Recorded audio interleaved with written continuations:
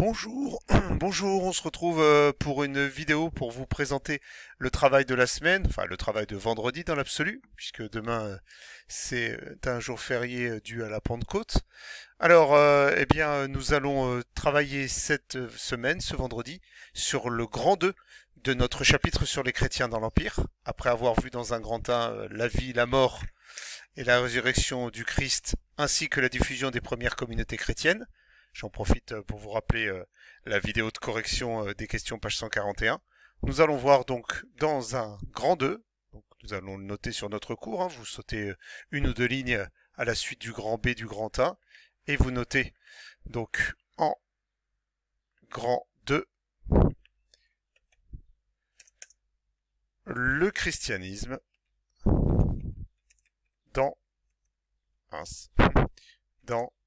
l'Empire romain, comme d'habitude, on souligne en rouge, on écrit en rouge, vous avez l'habitude des grands 2.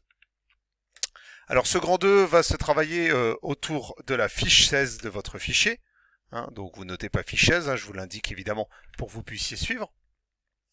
Donc la fiche 16 qui est dans votre fichier, donc la voici.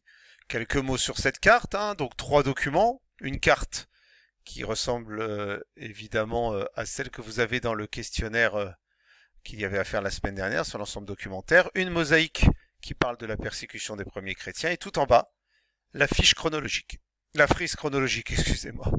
Alors, sur la première question, donc, rien de particulier, sur la carte ici, il faut entourer le nom de la région où est né le christianisme. Vous avez une indication évidemment dans la légende, et vous avez également votre cours, vous connaissez cette réponse. Ensuite, colorie selon la légende les régions de l'Empire qui deviennent chrétiennes entre le 1er et le 4e siècle. Bien, vous cherchez évidemment la couleur correspondante dans votre légende et vous l'appliquez sur votre carte, sachant vous avez vu qu'il y a des espaces blancs. Vous avez l'habitude maintenant. Troisièmement, c'est l'étude du petit texte avec les raisons ici pour lesquelles les chrétiens sont persécutés dans l'Empire, on vous dit.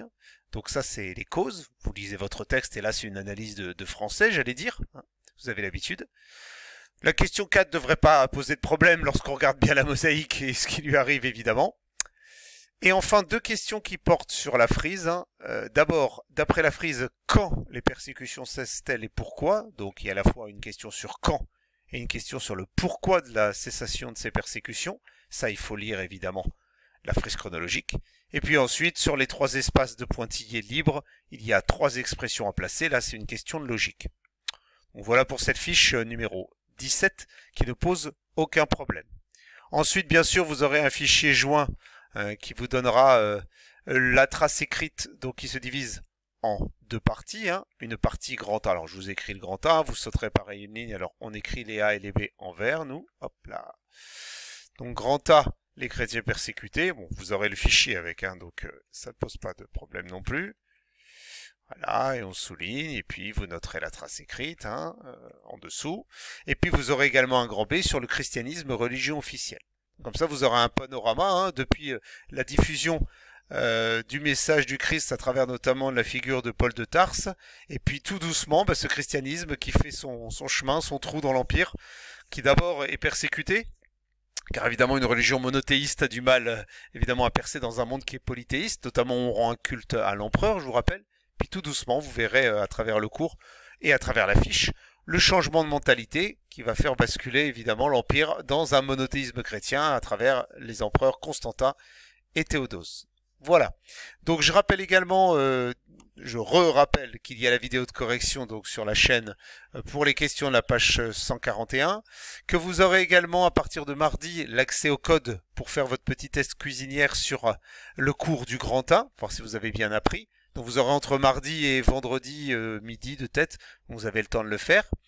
Et puis bien évidemment, avec cette nouvelle trace écrite du grand 2, je pourrais construire un autre test cuisinière, mais ça pour la semaine évidemment du 8 au 12, on n'en est pas encore là. Il nous restera à travailler sur cette fameuse semaine du 8 au 12 juin, sur le dernier point de notre cours qui est l'Église au IVe siècle, donc son organisation. Une organisation qui ressemble évidemment pour pas mal de points à celle qu'elle est aujourd'hui, ce qui nous permettra de terminer ce chapitre et de boucler notre programme d'histoire. On ne fera pas l'Empire romain et la Chine des Han, on bouclera et on aura une fiche bilan à faire. Et après je voudrais utiliser les dernières semaines pour travailler sur la notion de population en géographie, une notion dont vous aurez besoin pour les années suivantes. Comme d'habitude, hein, si vous avez la moindre question, vous n'hésitez surtout pas. Et puis, n'hésitez pas évidemment à consulter la vie scolaire, mais surtout, je le mettrai sur votre Padlet dédié. Voilà, bonne fin de week-end et bonne semaine à vous.